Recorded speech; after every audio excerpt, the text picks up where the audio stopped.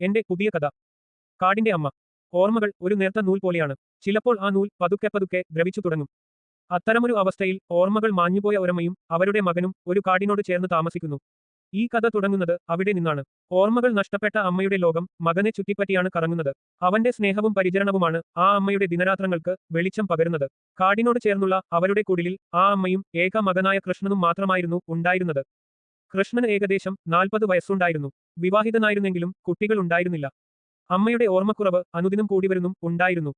അതുകൊണ്ടുതന്നെ ഒരുപാട് സഹനങ്ങൾക്ക് ശേഷം കൃഷ്ണന്റെ ഭാര്യയായിരുന്ന രമ ജീവിതം മടുത്ത് ഒടുവിൽ അവനെ തനിച്ചാക്കി അവിടെ നിന്നും എങ്ങോട്ടോ പോയി.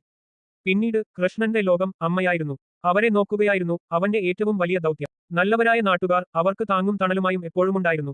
ഒരു രാത്രി പതിവുപോലെ കൃഷ്ണൻ അമ്മയെ ചേർത്തു പിടിച്ചു ഉറങ്ങി. നല്ല ക്ഷീണമുണ്ടായിരുന്നതുകൊണ്ട് അവൻ നല്ല ഉറക്കത്തിലായിരുന്നു.